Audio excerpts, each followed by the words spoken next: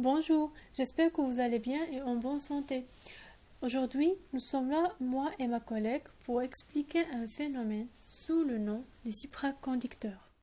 On sait que les matériaux sont divisés en fonction de la force de leur conductivité en trois types et ce sont les isolants qui empêchent le passage du courant électrique à travers eux, comme le bois et le verre. Les conducteurs, ce sont des matériaux qui permettent le passage du courant électrique, tels que le fer et le cuivre.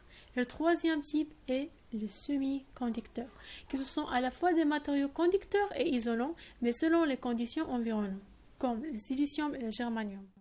Bien sûr, ces matériaux sont utilisés en fonction de leurs propriétés, mais ils ont un point commun.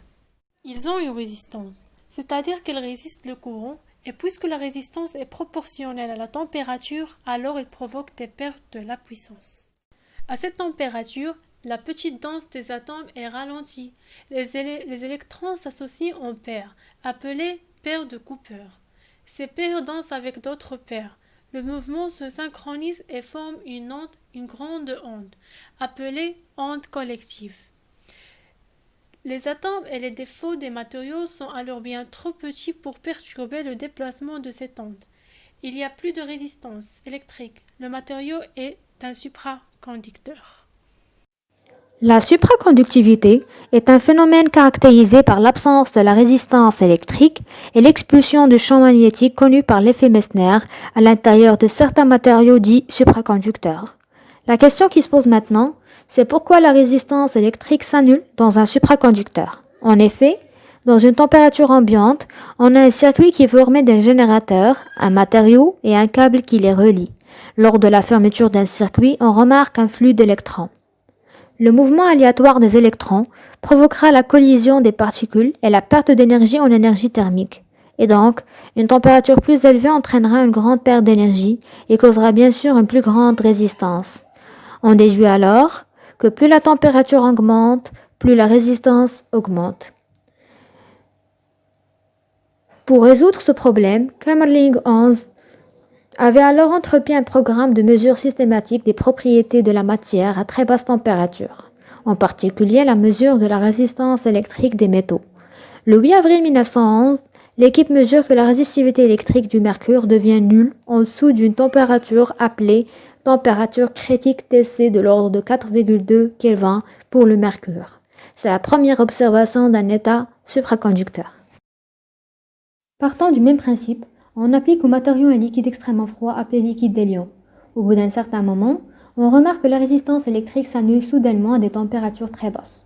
Le matériau conduit alors parfaitement le courant sans perte d'énergie. Pour comprendre ce phénomène, voilà ce qui se passe à l'intérieur du métal. En effet, lorsqu'un électron chargé négativement traverse les atomes chargés positivement dans le treillis moléculaire du métal, les atomes sont attirés vers lui. Ces distorsions du maillage créent une zone de charge positive accentuée qui attire un second électron. On sait normalement que deux électrons vont se repousser, mais dans le cas de la supraconductivité, ces deux électrons vont ensemble et se lient. C'est ce qu'on appelle la paire de Cooper. En général, cette agitation thermique finit par détruire ce fragile équilibre, d'où l'effet néfaste de la température. Mais la chose la plus pertinente dans la supraconductivité, c'est que cette dernière est intimement liée aux caractéristiques quantiques de la matière, c'est-à-dire que les électrons dont le spin vaut plus ou moins demi obéissent au principe d'exclusion de Pauli. Ainsi, deux électrons de même spin peuvent occuper le même état d'énergie, et il s'ensuit qu'il ne peut cohabiter que deux électrons par état d'énergie. Les états de basse énergie vont donc vite se saturer, et l'énergie totale du système sera plus importante que si tous les électrons étaient dans le même état de plus basse énergie. La perte de Cooper permet un état d'énergie global plus faible, donc plus stable. Alors que les électrons sont des fermions, les paires d'électrons se comportent comme des bosons, spin égal à 0 nommé singulier, et sont condensés à un seul état quantique sous la forme d'un superfluide de paires de Cooper, c'est-à-dire qui se déplace sans aucune résistance dans le métal. En réalité, les paires de Cooper vont se chevaucher, car ils sont délimités sur une grande distance. Ceci entraînera la formation d'un vaste réseau d'interactions qui vont être attirées vers le pôle positif du générateur. Et donc, le métal devient un conducteur. Dans ce cas, pour avoir une résistance, il faut que tout le réseau entre en collision avec un autre réseau, chose qui est incertaine pour arriver. On déduit alors que la supraconductivité est une étrange danse quantique de paires de Cooper d'électrons et de vibrations dans le réseau. Après la découverte de la supraconductivité, plusieurs questions ont été posées. Parmi eux, comment ces matériaux gèrent-ils le champ magnétique si ce sont supraconducteurs? Lors de la recherche, il a été constaté qu'ils annulaient le champ magnétique. Ils ne lui permettent pas de passer à l'intérieur. Alors, si la matière devenait un supraconducteur flottant au-dessus des matériaux magnétiques. C'est-à-dire, si on pose un aimant sur un matériau classique, le champ magnétique le traverse et le passe. Mais quand on le met sur un supraconducteur, impossible que le champ magnétique entre dans le matériau.